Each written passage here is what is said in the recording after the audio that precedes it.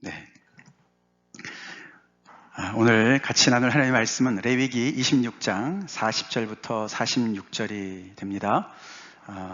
여기를 본문으로 하여서 하나님의 크고 높은 열린 미래라는 제목으로 하나님의 말씀을 증거하기 원합니다. 먼저 같이 본문을 읽겠습니다. 시작. 그들이 나를 거스른 잘못으로 자기의 죄악과 그들의 조상의 죄악을 자복하고 또 그들이 내게 대항함으로 나도 그들에게 대항하여 내가 그들을 그들의 원수들의 땅으로 끌어갔음을 깨닫고 그 할례 받지 아니한 그들의 마음이 낮아져서 그들의 죄악의 형벌을 기쁘게 받으면 내가 야곱과 맺은 내 언약과 이삭과 맺은 내 언약을 기억하며 아브라함과 맺은 내 언약을 기억하고 그 땅을 기억하리라. 그들이 내 법도를 싫어하며 내 규례를 멸시하였으므로 그 땅을 떠나서 사람이 없을 때에 그 땅은 황폐하여 안식을 누릴 것이요 그들은 자기 죄악의 형벌을 기쁘게 받으리라. 그런즉 그들이 그들의 원수들의 땅에 있을 때에 내가 그들을 내버리지 아니하며 미워하지 아니하며 아주 멸하지 아니하고 그들과 맺은 내 언약을 폐하지 아니하리니 나는 여호와 그들의 하나님이 됨이니라. 내가 그들의 하나님이 되기 위하여 민족들이 보는 앞에서 애굽 땅으로부터 그들을 인도하여 낸 그들의 조상과의 언약을 그들을 위하여 기억하리라. 나는 여호와이니라. 이것은 여호와께서 시내산에서 자기와 이스라엘 자손 사이에 모세를 통하여 세우신 규례와 법도와 율법이니라. 아멘. 자, 이렇게 해서 오늘 우리가 레위기 26장 마지막 부분을 읽었습니다. 아시다시피 이제 27장 한 장이 더 남아 있습니다. 그렇지만 이제 오늘 여기가 이제 이렇게 끝으로 해서 이게 마지막 46절을 보시면 이스라엘 백성들이 시내산 아래에서 모세를 통해서 하나님의 율법을 시내산의 율법이죠. 그 율법을 이제 마무리하는 그런 장면으로 볼 수가 있고 곧 이어서 이제 민수기를 들어가면서 그들이 이제 약속의 땅으로 행진하는 그런 일이 이제 벌어지지 않습니까? 그래서 다분히 오늘 말씀은 이제 하나님께서 시내산 백성과의 언약에서의 어떤 마무리 부분을 우리가 보고 있는 것이죠. 저희가 이제 레위기 후반부를 묵상하면서 무엇보다도 그동안에 하나님의 크고 높으신 뜻을 많이 살펴봤습니다. 그렇죠? 하나님께서 이 이스라엘 백성들을 통해서 어떤 일을 이루시기를 원하시는지 꿈꾸시는 하나님의 그런 뜻을 이 말씀을 통해서 많이 이렇게 나타내 주셨다고 볼 수가 있습니다. 오늘 제목은 하나님의 크고 높은 열린 미래다 이렇게 잡았지만 사실 그런 미래는 하나님의 이런 크고 높으신 뜻에 기반한 그런 미래이죠. 그 뜻이 이렇게 레위기의 말씀, 출애굽기 말씀 쫙 계속해서 이렇게 주옥 같은 말씀이 계속 쏟아져 나왔지만 우리 지난주에 살펴본 이 부분 말이죠. 하나님께서 이 백성들에게 어떻게 보면은 삶의 리듬을 허락해 주셨어요. 그렇죠? 그러시면서 너네가 이 나의 높은 뜻을 따라서 너네가 앞으로 살아야 돼.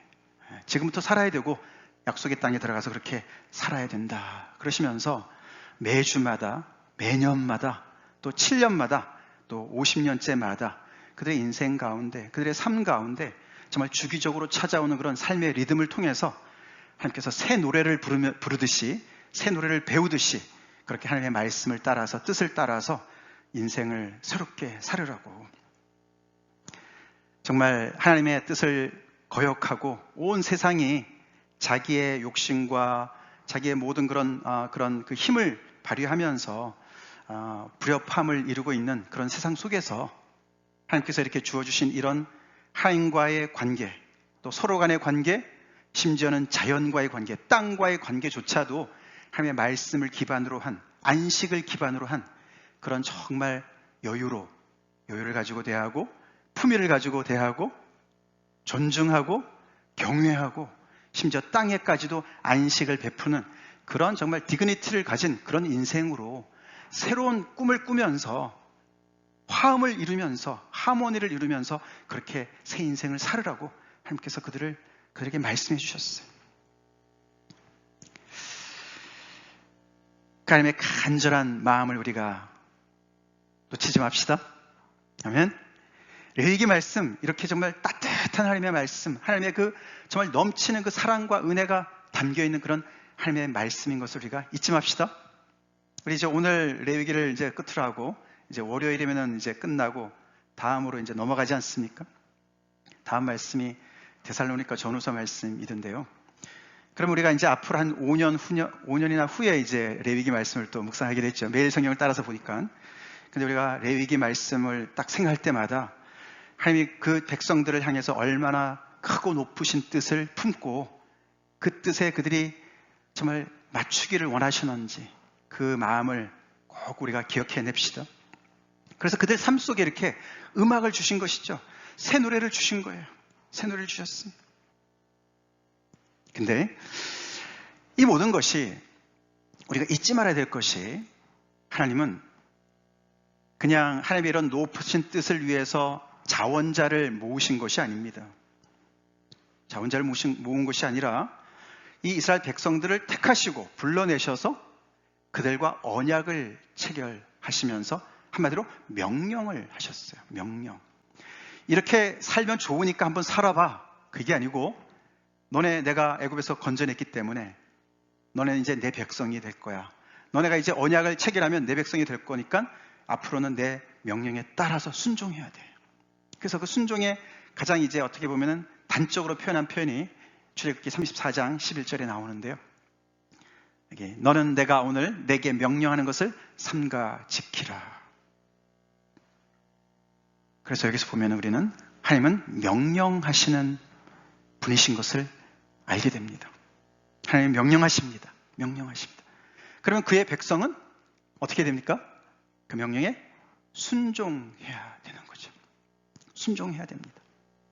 하나님의 크고 높으신 뜻에 정말 그들이 순종하기를 너무나 원하시는 그런 왕 되신 하나님을 출애굽이 이야기를 하고 있다는 것이죠. 우리가 잘 알다시피 출애굽기 19장에 하나님께서 내가 어떻게 너희들을 여기까지 인도했냐를 설명하시면서 독수리 날개로 너희를 업어서 여기까지 인도했다. 그런 표현하지 않으십니까?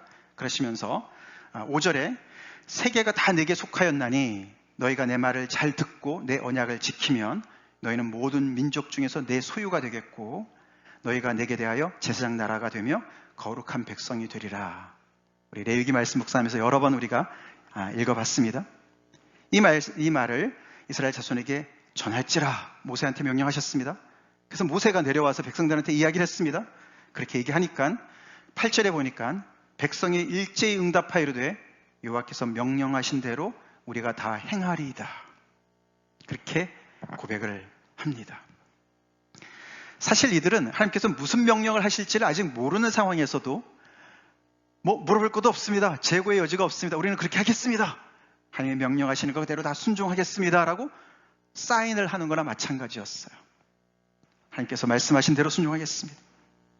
그렇게 해서 하나님의 이런 말씀이 쏟아져 나오기 시작했고 하나님의 크고 높으신 뜻이 그들 앞에 전달이 됐어요. 그런 맥락 속에서 우리가 레위기 말씀을 묵상해야 됩니다. 그래서 오늘 이 설교의 제목인 하나님의 크고 높은 열린 미래가 이렇게 그들 앞에 있는 건데 사실 이 제목은 조금 신학적으로 좀 문제가 있는 제목인 거 아시겠죠? 왜 그렇습니까? 하나님한테 무슨 미래가 필요합니까? 그죠? 하나님은 영원하신 분이신데, 그죠? 어제나 오늘이나 영원토록 동일하신 분이시니까요. 근데 이것은 이렇게 표현하는 이유는 죄송합니다. 표현은 하나님이 그 미래를 이 유한한 인간과 함께 하시기를 원하신다는 것을 강조하기 위해서 그런 거예요. 그래서 하나님께서 당신의 이런 크고 높으신 어떤 그런 뜻을 가지시고 파트너를 정하신 거예요. 파트너를. 그렇죠? 그 파트너가 바로 이스라엘 백성들이었습니다.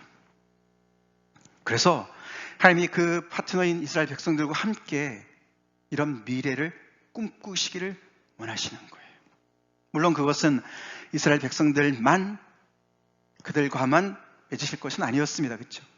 아까도 읽어봤지만 그들이 제사장의 나라가 되고 거룩한 백성이 되어서 만 이방 민족의 모범이 되어서 그들조차도 다 함께 누릴 그런 미래를 하나님께서 구상하고 계셨죠. 자, 이 파트너인 이스라엘 백성, 이 사람들은 조금 전에 봤지만서도 지금 1년째 밖에 안 되는 해방받은 백성들이었습니다. 그렇죠? 그들은 1년 전만 해도, 줄잡아 1년 전만 해도 바로의 종으로 대대로 살았던 사람들이었습니다. 그들은 바로 밑에 있었어요. 그래서 그 바로의 명령 아래 그들은 살고 죽었었습니다. 바로의 명령이 뭐였습니까? 우리가 출애굽기 앞에 부분에 보면은 바로의 명령은 딱 하나였습니다. 뭐였죠? 쉬지 말고 벽돌을 구워라. 그거였어요. 대대로 구워라. 쉬지 말고, 안식은 없다. 그렇게 해서 그 이스라엘 백성들을 그냥 소모품 정도로 생각을 했죠. 그들의 인생에 어떤 아픔이 있고 어떤 꿈이 있고 상관없었습니다. 그들에게 미래가 있든 없든 상관없었어요. 그냥 바로는 그들한테 벽돌 그 숫자만 채우면 되는 거였어요. 그런 명령을 받고 살아가는 종들이었습니다. 근데 하나님께서 이들을 불쌍히 여기시고 아브라함과의 언약을 기억하시고 그들을 해방시키시고 하나님께서 이들을 미래를 잇는 백성으로 불러내셨지만 그들은 여전히 하나님의 종의 신분이라고 하나님께서 말씀을 하십니다. 이스라엘 백성들은 이걸 잊지 말았어야 됐어요. 그렇죠? 그들은 해방받은 종들이었어요. 해방받은 종들이었어요. 주인만 바뀌었어요. 주인만 바뀌었어요. 근데 이 새 주인이 누구예요? 천지를 지으신 여호와 하나님이신 거예요. 그러면서 그 하나님께서는 이 바로가 명령한 명령과 너무나 질적으로 다른 명령을 해주십니다. 아멘? 어떤 명령입니까? 그들 삶 속에 새 노래를 주시는 거예요. 삶의 의미를 주시는 거예요. 그래서 하나님 앞에서 정말 복된 삶을 살 수 있도록 얼마나 하나님과 조화를 이루고 서로 간의 조화를 이루고 자연과도 조화를 이루면서 하나님의 창조의 원래 질서를 온전히 회복하는 그런 미래를 약속하시면서 그것을 명령으로 주셨습니다. 그래서 바로도 왕이고 하나님도 왕이시고 바로도 명령이 있고 하나님도 명령을 하시지만 질적으로 다른 것을 우리는 그들이 꼭 기억했어야만 했던 것을 우리가 잊지 말아야 됩니다. 우리가 구약의 말씀을 접할 때 우리 기독교인들이 실수를 많이 범합니다. 구약의 모든 말씀을 다 그것을 강조하면 율법주의자라고 우리가 치부하는 경우가 굉장히 많이 있어요. 그렇지 않습니다. 지금 여기서 보세요. 하나님이 그들에게 주신 이 말씀의 근간은요, 그들을 향한 은혜였습니다. 아멘? 은혜가 기초가 된 말씀이에요. 그래서 그들에게 이런 말씀을 살라고 명령하시는 것은 그들을 위해서 그렇게 살라고 하신 줄 믿습니다. 그들을 옥죄는 감옥에 가두는 자유를 빼앗는 것이 아니라 그들이 온전히 하나님의 창조의 목적의 말씀대로 온전히 순종한 삶을 살아서 정말 참 자유를, 진리가 너희를 자유케 하리라, 그 말씀을 따라서 살도록 명령하신 거예요. 그런 맥락 속에서 우리가 이 말씀을 계속 이해를 해야 됩니다. 그렇기 때문에 이스라엘 백성들은 하나님과 파트너로서의 책임이 있었습니다. 그들은 하나님과 함께 하나님께서 꿈꾸시는 그 뜻을 따라서 미래를 갖고 나가야 될 책임이 있었어요. 함께 갖고 나가야 됐어요. 파트너니까 말이죠. 파트너십이 있지 않겠습니까? 그래서 이 하나님께서 꿈꾸시는 크고 높은 이 열린 미래는 이 이스라엘 백성들의 몫이 같이 따라왔던 것이죠. 그래서 레위기 말씀도 출애굽기 말씀도 신명기 말씀도 그 당대의 계약 문서의 조건의 그 형식을 많이 따릅니다. 하나님과 이들이 언약 관계, 계약 관계에 있는 존재들이니까. 그래서 하나님께서 내가 어떤 존재다라고 밝히시고 내가 너를 애굽에서 건져낸 하나님이다. 그러시고 당신의 조건을 말씀하시고 이런 것들을 지켜야 된다. 그 다음에 그래서 너네가 이 조건을 지킬 때 순종하면 축복을 받을 것이고 불순종하면 징계를 받을 것이다. 그 당시에 계약 조항이었어요. 그런 형식을 따라서 하나님께서 말씀을 하시는 것이죠. 그것이 바로 레위기 오늘 우리가 읽은 그 앞부분이죠. 앞부분에 레위기 26장 3절부터 39절까지 내용이 나옵니다. 그래서 그들의 이 미래는 하나님께서 선물로 주셨지만 또 동시에 그들이 순종을 하느냐의 그 여부가 그들의 미래를 결정하게 되었습니다. 그래서 3절부터 39절까지 앞에 우리가 보시면은 3절부터 몇 절까지입니까? 13절까지는 그들이 순종할 때 하나님께서 그들에게 부어주실 복의 내용들이 자세하게 나왔고 14절부터 39절까지 거의 2배에 달하는 내용의 분량이 그들이 하나님의 이 거룩한 뜻에 거역하고 대항하고 불순종할 때 그들의 삶에 찾아올 많은 재앙이 자세하게 기록된 내용이었습니다. 이스라엘 백성들은 이 말씀을 듣고 있는 상황 속에서는 우리는 절대 불순종하지 않을 겁니다. 그럴 리가 없습니다. 왜 우리가 불순종하겠습니까? 우리를 애굽의 그 종살이 소리를 건져내신 은혜로우신 하나님이신데요. 우리에게 이렇게 귀한 뜻을 알려주시고 그래서 우리에게 미래를 허락하신 하나님 아버지 앞에 우리가 왜 순종을 안 하겠습니까? 그래서 모세가 쫙 얘기했을 때 그냥 백지에다가 사인을 하듯이 말이죠. 하나님이 무슨 조건으로 말씀하시는지 들어보지도 않고 순종하겠습니다. 그렇게 얘기를 했지 않습니까? 그래서 당연히 이들은 아마도 앞부분만 자세히 들었을 것 같지 않습니까? 하나님께서 순종할 때 어떤 복을 주시는가 다 자세하게 기억을 했을지 몰라요.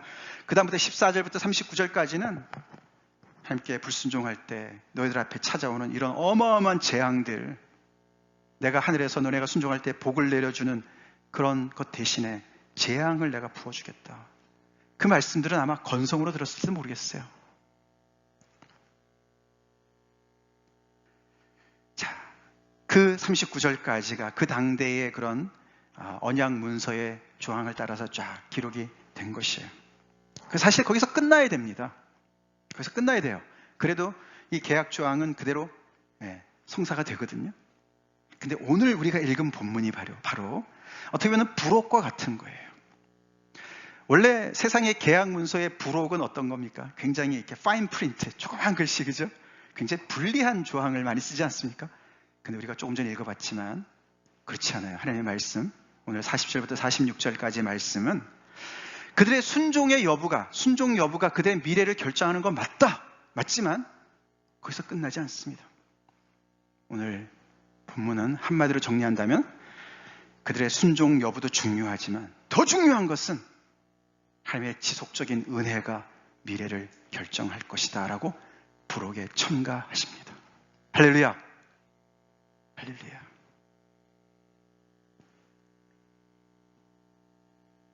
하나님의 백성들이 이런 하나님의 은혜에 기초한 하나님의 명령의 말씀, 높고 정말 깊은 그런 하나님의 그 뜻, 높고 크고 높은 하나님의 그 뜻에 정말 순종해야 마땅하지만 그러나 그들이 연약한 것을 아셨습니다.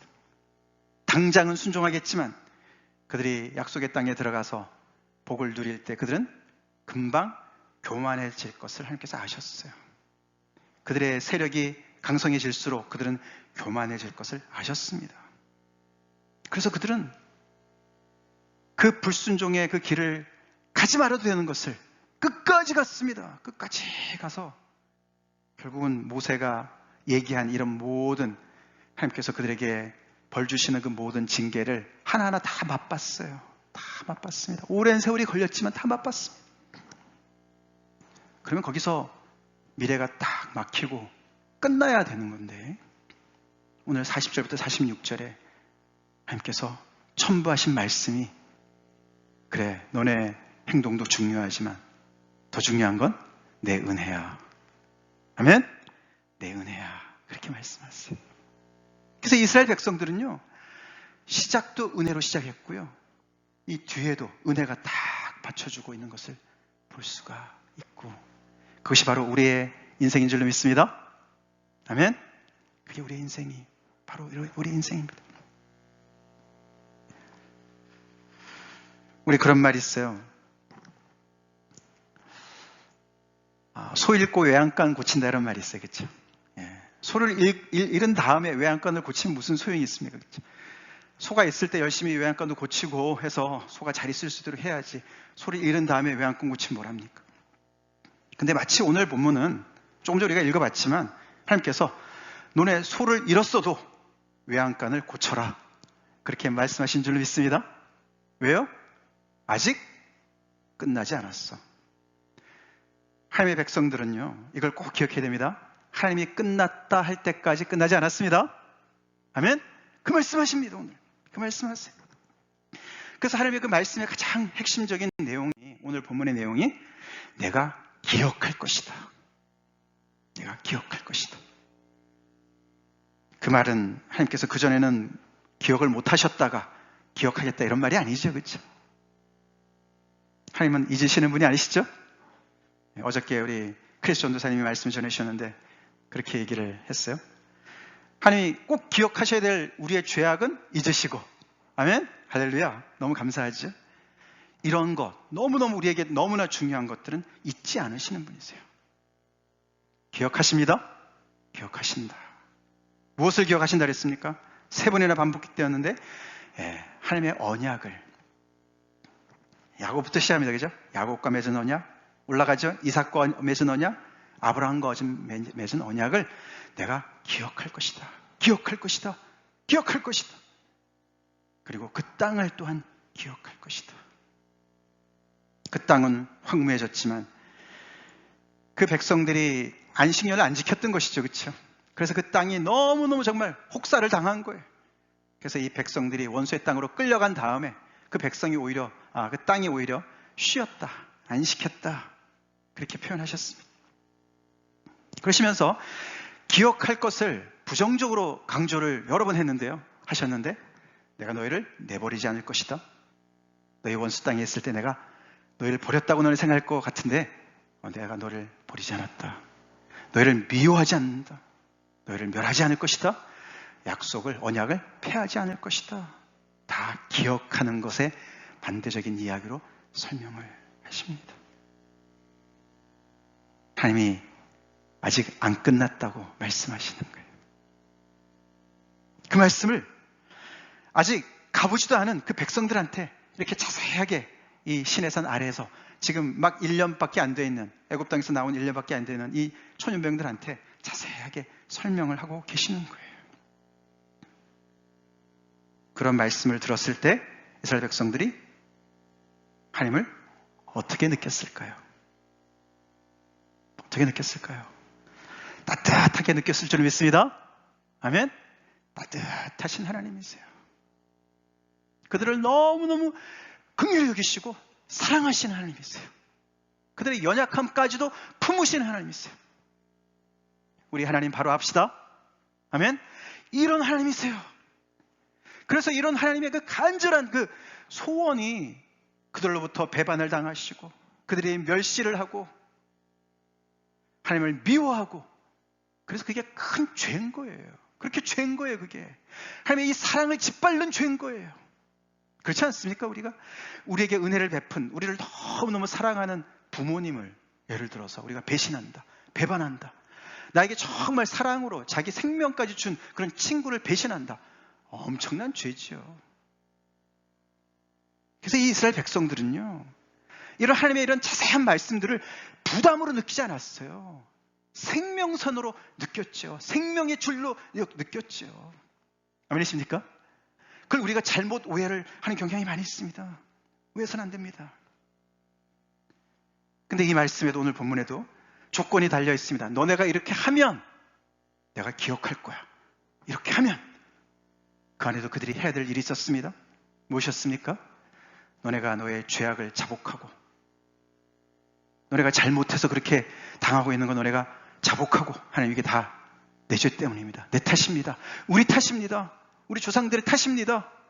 그렇게 자복하고, 두 번째는 너 이거 교만한 마음이 낮아져서 그 원수의 땅에 끌려가가지고 고생하면서 정말 내가 정신이 없었구나, 너무 교만했었구나, 그 마음이 낮아져서 하나님께서 주신 형벌을 달게 받으면 기쁘게 받으면, 그렇게 하면 내가 기억하고 이렇게 너희를 버리지 않을 거라고 말씀을 하십니다.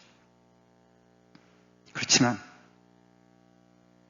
그들이 해야 되는 것은 정말 조그만 행동인 줄로 믿습니다. 결국 회개를 해야 되는 거예요. 회개. 근데 하나님의 그 사랑에 비춰볼 때 회개가 그렇게 큰 일입니까? 아니죠. 그렇죠? 회개가 그렇게 큰 일이 아닙니다. 여기서 하나님께서 말씀하시는 것은요, 그들이 방향만 전환하면, 하나님을 등지고 그냥 교만해서 살았던 것이 방향만 전환해서 시선만 하나님께로 고정시키면, 그런 줄로 믿습니다. 그게 회개예요. 회개예요. 회개, 우리가 굉장히 거창하게 우리가 생각할 수가 있지만 하나님의 마음은 그겁니다. 이렇게 정말 너무너무 하나님을 거역하는 이 백성들이 그 마음이 정말 돌이켜서 정말 죄송한 마음이 들어서 다 인정하고, 정말 하나님, 제가 받을 걸 받고 있습니다. 제가 하나님을 다시 돌아봅니다. 하나님을 향해서 제가 시선을 고정합니다. 그 자체로 하나님께서는 그래, 됐어, 나머지 내가 다 알아서 할게, 그러신 줄 믿습니다. 하나님의 마음이 그 마음이에요. 그 마음입니다. 이 똑같은 내용이 신명기 30장에 그대로 나옵니다. 그대로 나오는데 오늘 본문은 조금 더 사실적으로 그냥 간단하게 썼지만요, 하나님께서 그래서 그들을 기억하실 때 어떤 일이 벌어지는가를 설명을 잘 안 합니다. 그냥 간단하게 넘어갔습니다. 근데 신명기 30장에 가면은 그게 언제입니까? 40년 지난 다음 아닙니까? 그래서 광야 2세대가, 1세대는 다 불순종해서 죽고, 광야 2세가 약속의 땅을 바라보면서 모세가 마지막으로 다시 한번 그들에게 이 율법의 복사본 것과 같은, 신명기가 바로 그런 뜻 아닙니까? 듀루라노미라는 것이 copy of, 율법서라는 뜻 아닙니까? 그때 더 자세하게 설명이 납니다. 그때 신명기 30장이 이렇게 나옵니다. 같이 한번 읽어보겠습니다. 시작. 내 하나님 여호와께서 마음을 돌이키시고 너를 긍휼히 여기사 포로에서 돌아오게 하시되, 내 하나님 여호와께서 내 마음과 내 자손의 마음에 할례를 베푸사 너로 마음을 다하며 뜻을 다하여 내 하나님 여호와를 사랑하게 하사 너로 생명을 얻게 하실 것이며. 구절구절 너무너무 엄청난 이야기를 신명기 30장이 기록하고 있습니다. 한마디로 하나님께서 그들이 시선만 하나님께로 돌린다면 하나님께서 그들에게 포로로부터 다시 돌아오게 하시겠다. 더 나아가서는 어떻게 해요? 그들의 마음의 할례를 베푸시겠다. 마음의 할례 받지 못해서 교만해진 그 백성들을 다시 마음의 할례를 시켜서 다시 한번 그들을 고쳐서 백성으로 삼겠다. 그래서 그들이 마음으로부터 하나님을 다해서, 뜻을 다해서 하나님께 순종하고 하나님을 사랑하고, 그래서 생명을 누리는 백성으로 내가 만들어 놓겠다. 어마어마한 말씀을 하십니다. 우리가 이 장면에서 신약의 누가복음 15장의 탕자의 비유가 생각나지 않습니까? 그렇죠? 아버지를, 사랑을 배신하고 먼 길을 떠나서 재산 챙겨서 떠났던 그 정말 못된 둘째 아들이 다 탕진하고 정말 더 이상 살 수 없을 때 아버지 집이 그리워서, 생각이 나서 그냥 거지꼴로 행세로 아버지 집으로 왔습니다. 아버지가 둘도 뭐 물어보지도 않아요. 그렇죠? 먼데 보시면서 그냥 달려가셔서 그 아들을 안으시는 하나님의 마음, 그 마음이 여기 고스란히 담겨져 있지 않습니까? 그래서 너네가 이거 하면 굉장한 큰 조건인 것 같지만서도 하나님이 행하시는 그 은혜에 비하면 아무것도 아닌 줄로 믿습니다. 회개 당연히 해야죠. 그렇지만 그 회개는 그냥 인정하는 것, 그 이상도 그 이하도 아니에요. 하나님, 제가 정말로 하나님을 등지고 배신했습니다. 배반했습니다. 저 망했습니다. 쫄딱 망했습니다. 하나님, 저를 불쌍히 해주세요. 그러고 그 구리뱀을 쳐다보던 이스라엘 백성들처럼 그렇게 쳐다만 봐도 나머지 일은 하나님께서 다 하실 줄을 믿습니다. 하실 줄을 믿습니다. 그렇게 해서 그 엄청난 그 미래가 꽉 닫힌 줄 알았는데 이렇게 하심으로 말미암아 그 미를 열어놓으신 거예요. 은혜로 열어놓으셨어요. 그것이 하나님의 백성의 미래인 줄로 믿습니다. 우리의 미래인 줄로 믿습니다. 이런 긍휼을 받고 있는 주인공들이 바로 우리 한 사람 한 사람입니다. 아멘. 우리뿐만 아니라 우리 주변의 이웃들입니다. 예수님의 사랑을 아직 모르는 주변의 이웃들도 포함되어 있을 줄로 믿습니다. 이런 하나님의 긍휼의 그 은혜와 사랑을 구약의 이 말씀이 또 신약의 말씀이 강조하는 겁니다. 내가 번듯해야 앞에 나올 수 있는 것이 아니에요. 내 힘으로 언약을 꼭 지켜야 되는 것이 아니죠. 순종해야죠. 그러나 순종은 하나님의 은혜를 깨달을 때 순종이 올 줄로 믿습니다. 그래서 우리가 구약의 말씀을 보면 명령하시는 하나님의 말씀을 정말 생명보다 더 귀하게 여겨서 우리가 시편을 보면 나오지 않습니까? 시편 1편 내가 그 말씀을 너무너무 사모해서 주야로 묵상합니다. 내가 이 말씀을 정말 꿀송이보다 더 달게 여깁니다. 정금보다도 더 귀하게 여깁니다. 시편 19편, 119편 다 그런 말씀 아닙니까?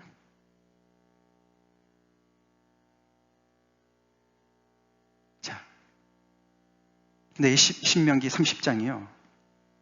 이렇게 기록된 말씀이 이스라엘 백성들이 예수님 당시에 이 30장, 이 신명기 30장 말씀을 많이 묵상하고 이 말씀을 많이 해석한 본문입니다. 왜냐하면 하나님께서 이렇게 약속해 주셨는데 이런 회복이 언제 일어날까? 그게 너무너무 중대한 그런 관심사였거든요. 언제 하나님께서 이렇게 정말 이 약속대로 우리를 포로로부터 다시 해방시키시고 우리의 마음을 완전히 새롭게 마음의 할례를 받게 해주시고 하나님을 마음으로부터 정말 정성을 다해서 뜻을 다해서 하나님을 정말 사랑하고 그렇게 생명을 누리는 그런 백성 우리가 다시 어떻게 회복될 수가 있겠습니까? 이 예수님 당시에 많은 사람들이 그 중간기 때부터 400년 정도 동안 포로 생활에서 돌아온 이후부터도 계속해서 그들은 메시아를 기다리면서 이 신명기 30장 말씀이 성취되기를 그렇게 애원하고 기도하고 기다려왔었어요. 그래서 이들이 이 말씀이 이 회복이 언제 이루어질까요? 또 어떻게 이루어질까요? 그렇게 계속 관심을 가졌다고 그럽니다. 그래서 문헌에 보면은요, 성경은 아닌데 다른 문헌에도 보면은 이렇게 어떤 랍비는 이렇게 이것이 성취되었다, 저렇게 성취되었다 이렇게 분분한 이야기들이 있는 와중에 이 본문이 바로 예수 그리스도를 통해서 성취됐다고 로마서에서 밝히고 있습니다. 바울이 밝히고 있습니다. 같이 한번 읽어볼까요? 시작. 그러면 무엇을 말하느냐? 말씀이 내게 가까워 내 입에 있으며 내 마음에 있다 하였으니 곧 우리가 전파하는 믿음의 말씀이라. 내가 만일 내 입으로 예수를 주로 시인하며 또 하나님께서 그를 죽은 자 가운데서 살리신 것을 내 마음에 믿으면 구원을 받으리라. 할렐루야. 아멘. 바울이 정말 유대인 중에 유대인이었고 바리새인 중에 바리새인이었어요. 그렇죠?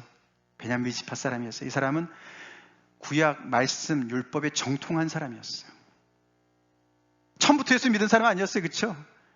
예수 믿는 사람들을 잡아 죽이려고 혈안이 되어서 예수 믿는 사람들, 교회를 핍박한 사람들입니다. 그렇죠? 저들이 잘 몰라서, 율법을 몰라서 저런 소리를 하는 거야.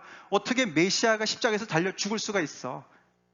저 헛된 거짓을 믿고 있는 저자들 다 잡아 죽어서 마땅하다라고 생각하고 교회를 핍박했던 자리에 아주 선봉장이었던 바울 아니었습니까?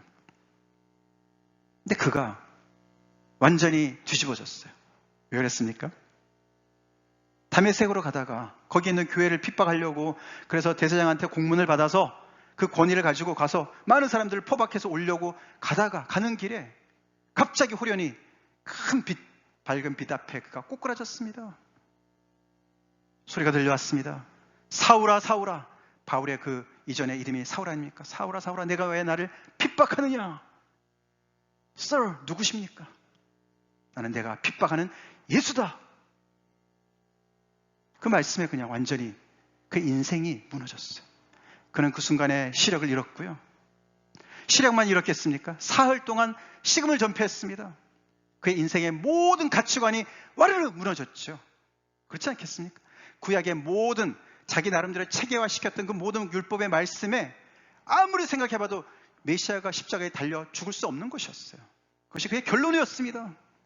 그래서 크리스천리티는 다 가짜고 거짓이고 잘못 백성을 오도하는 그런 이단 집단들이기 때문에 마땅히 하나님의 정의를 구현해야 된다라고 믿었던 사람인데, 아니 예수가 부활하신 예수를 만난 것도 지금 엄청난데 그분이 십자가에서 죽으신 분이잖아요. 그렇죠?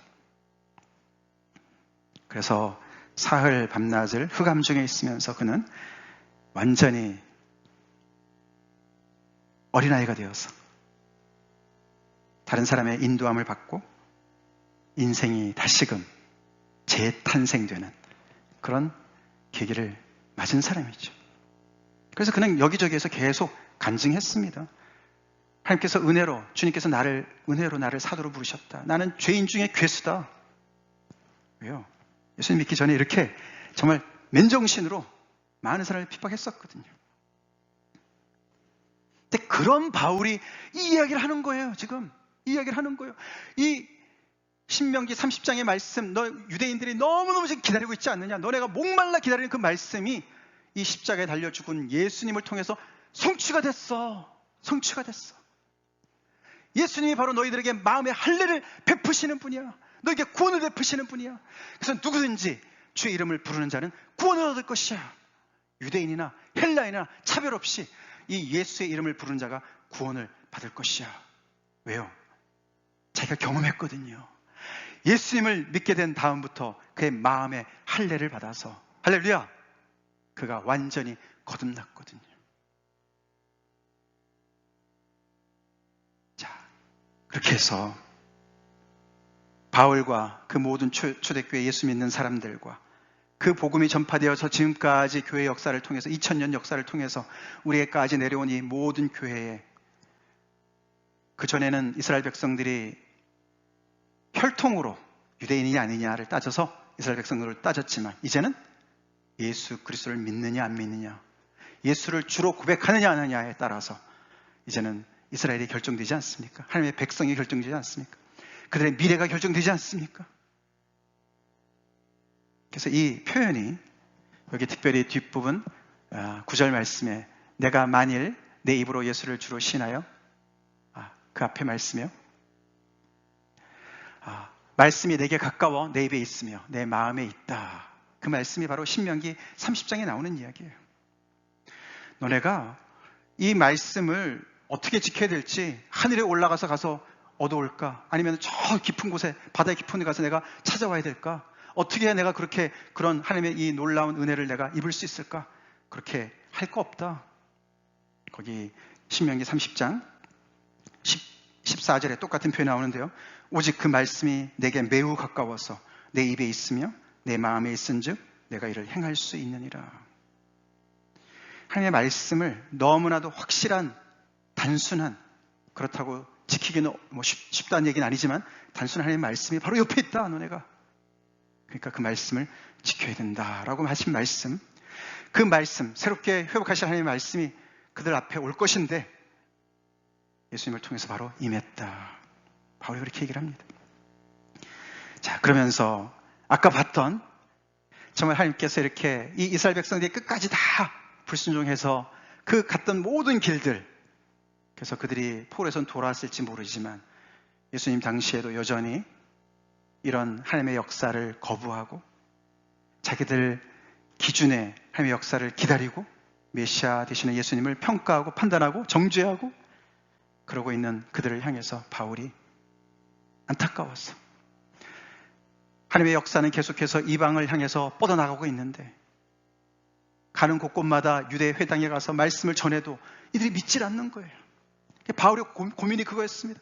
어떻게 하나님께서 선택하신 이 하나님의 백성, 이 언약 백성들이 이렇게 이 복음을 정말 대적할까? 이들의 운명은 어떻게 될까 앞으로? 고민을 하는 거예요. 그게 바로 이 로마서에서 나오는 얘기, 그 중에 오늘 나오는 이 말씀의 얘기예요. 바로 로마서 10장 말씀이. 다시 말해서 너네 그렇게 기다리는 그 하나님의 회복의 말씀이 예수를 통해서 성취되었어. 우리는 이방인 출신으로서 이 유대인들이 겪은 이런 모든 일들을 우리가 다 따라가진 않았습니다. 그러나 하나님의 은혜로 약속의 외인이었던 저희들에게도 복음이 전파되었습니다. 그래서 예수님께서 이 모든 하나님의 이 약속을 다 성취해 놓으셔서 그것을 입으로 주로 예수님을 시인하고 그가 죽은 자 가운데 하나님께서 살리신 것을 마음에 믿는 믿음 때문에 우리 안에 그들에게 약속하신 그 복이 우리 안에도 들어오게 된다고 말씀하시고 우리가 또 경험한 줄로 믿습니다. 우리가 예수를 믿을 때 회개밖에 안 했는데 우리 마음에 할례를 받지 않았습니까? 아멘? 할렐루야. 마음의 변화를 받게 되는 것이죠. 그리고 우리가 예수님 믿기 전에 우리도 바로를 섬겼죠. 우리가 자유인으로 살았습니까? 아닙니다. 그렇죠? 우리는 자유인인 같이 살았죠. 자유인이 아니었습니다. 우리는 다른 사람의 시선에 노예 노릇을 했고 성공의 노예 노릇을 했고 세상의 바로와 권력과 재물의 노예 노릇을 했죠. 벽돌이나 찍으라고 말하는 것처럼 우리 인생이 어떤 품격을 가지고 어떤 의미를 가지고 어떻게 살아야지 이 창조주 하나님과 자연세계와 조화를 이루면서 하모니를 이루면서 정말 하나님께서 작곡하신 이 혼란이 새 노래를 연주하면서 살 수 있을지 전혀 모르는 흑암 가운데 살았었죠. 그렇게 우리가 맹인으로 살았었죠. 우리 지난 금요일에 우리 유스 성경 공부 요한복음 9장 끝부분 했거든요. 이선이 기억나지? 그죠? 예. 너네가 아직 본다고 하니, 여전히 본다고 하니 너네 죄는 그대로 있다. 예수님께서 바리새인들한테 그렇게 얘기했어요. 바리새인들은 과거의 바울의 과거의 모습처럼 사울로 있을 때 그 모습처럼 자기들의 기준을 가지고 예수님을 평가했고 예수님께서 이것을 이루신 것을 받아들이지 않았습니다. 그래서 그들은 어느 정도 알기 때문에 교만했고 어느 정도 알기 때문에 예수님을 거부했고 그래서 마음의 할례를 받는 자리에 가지 못했었어요. 근데 우리가 하나님 없이 예수님 없이 살아온 인생 흑암 중에 맹인과 같이 살았습니다. 고백하는 그 순간 하나님께서 우리에게 빛을 주셨어요. 할렐루야. 빛을 주셨습니다. 우리의 마음에 굳은 마음을 제해 주셨습니다. 우리에게 새 마음을 주셨고 새 영을 부어주셨습니다. 할렐루야. 그리고 하나님께서 그 말씀대로 능력껏 하나님의 말씀을 순종할 수 있도록 이게 순종의 능력을 날마다 성령을 통해서 부어주고 계시는 거죠. 이 모든 것이 은혜로 가능하다는 것이에요. 우리 이거 잊지 맙시다. 우리 삶 속에서 하나님은 명령하십니다. 오늘도 아멘. 명령하십니다. 우리는 거기에 순종해야 됩니다. 아멘. 여러분들 하나님의 말씀에 순종하고 사십니까? 우리가 레위기 말씀을 통해서 중요한 몇 단어 우리가 기억나죠? 거룩, 예배, 그렇죠? 지난주는 리듬, 삶의 리듬, 안식을 중심으로 한 삶의 리듬, 예배를 중심으로 한 삶의 리듬, 오늘은 미래. 이 모든 말씀들이 그리스도 안에서 우리에게 주어진 놀라운 은혜지요. 그 말씀대로 순종해서 살아감으로 이 불협화음 많은 이 세상 속에서 정말 아름다운 하모니를 이루면서 화음을 이루면서 합창을 이루면서 우리 오늘 찬양팀이 아름답게 화음을 넣으면서 찬양을 해서 얼마나 좋습니까? 그렇게 살아감으로 구별된 삶을 살아감으로 이 확실한 미래, 열린 미래, 다시 말해서 하나님의 나라지요. 하나님의 나라. 하나님의 나라예요. 하나님의 나라. 그 하나님의 나라를 이 땅에 오게 하라. 하나님의 나라가 하늘에서 이루어진 것 같이 땅에서도 이루어지기를, 뜻이 그렇게 이루어지기를 위해서 기도도 하고 그렇게 열심히 순종하고 살으라고, 그것이 은혜로 가능하다고 말씀하신 줄 믿습니다. 순종을 강조하면 율법주의자입니까? 아닙니다. 하나님 우리를 사랑하셔서, 너무너무 우리를 사랑하셔서 관계적으로 일을 해야 돼요. 여러분들 그런 거 들어보셨어요? 부부 10계명이라는 거 들어보셨습니까? 그 부부 10계명 있더라고요. 이렇게 뭐 찾아보니까 여러 버전이 있어요. 그 10개를 지킨다고 부부가 됩니까? 아니에요. 그렇죠? 그런 것처럼 우리가 하나님의 말씀이 여기 조목조목 그걸 지킨다고 하나님의 백성이 됩니까? 아니에요. 그렇죠? 하나님의 백성은 하나님의 은혜로 됩니다. 아멘? 하나님의 은혜로 돼요. 은혜로 하나님의 백성이 됐기 때문에 하나님의 말씀대로 순종할 수 있는 능력을 부여받습니다. 근데 우리가 불순종하면, 의지를 가지고 불순종하면, 여기 보니까 싫어하고 미워한다 그러지 않습니까? 듣기를 싫어하고 하나님의 말씀을 미워하는 거예요. 마음에 병이 들었죠? 교만해졌어요. 그는 돌이켜야 되죠. 오늘날에도 하나님께서 하나님의 백성을 징계하십니다. 히브리서 말씀이었어요. 사랑하는 자를 징계하신다. 징계가 없다면 하나님의 친자식이 아닌 것을 의심해봐라. 사생할 수도 있다. 그렇게 경고했습니다. 히브리서 말씀이. 다 같이 기도하시겠습니다.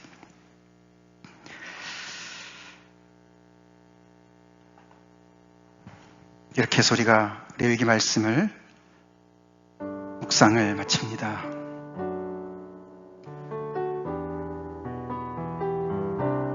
다른 것보다도 이 다른 신들과 견줄 수 없는 이 거룩하신 하나님, 구원하실 뿐만 아니라 명령하시는 하나님, 백성들에게 크고 높은 뜻을 알려주실 뿐만 아니라 그 미래에 걸맞게 살으라고 명령하시고, 그렇게 순종 안 할 때 징계하시는 그런 하나님, 그 하나님이 바로 아브라함의 하나님, 이삭의 하나님, 야곱의 하나님입니다. 우리가 잘못된 하나님, 우리가 나름대로 섬기고 있지 않습니까? 구약에 대해서 우리가 오해가 있지 않습니까? 그래서 순종을 강조하면 잘못된 율법주의 신앙입니까? 다 잘못 배운 거죠. 아닙니다. 이렇게 엄미한 말씀으로 정말 하나님의 저주를 경고하시는 그 하나님의 그 중심의 은혜로, 사랑으로 부글부글 끓는 게 안 보입니까? 그 하나님의 은혜 앞에 다시 우리의 시선을 고정합시다. 해이하게 인생을 살았다면, 신앙생활을 했다면 다시금 하나님 앞에 회개합시다. 돌이킵시다. 그리고 주의 이름을 부릅시다. 예수의 이름을 부르는 것은 믿을 때만 부르는 것이 아니죠. 매일매일 삶 중에 예수를 주로 시인하는 것이죠. 로마 시저가 주라고 얘기할 그 당시에 내 인생의 주는 예수님이야. 내 인생의 주인은 예수님이야. 그렇게 고백했던 것이에요. 그렇게 우리가 신앙생활을 하고 있습니까? 그런 사람들에게 무한히 열려있는 미래를 하나님께서 약속해 주셨어요. 구약의 모든 이 현세의 복도 우리에게 가능한 줄로 믿습니다. 아닐 수도 있지만 하나님께서 주실 수도 있습니다. 우리의 눈은 그 이상을 넘어서 있지만 하나님 아버지 앞에 간절히 기도합시다.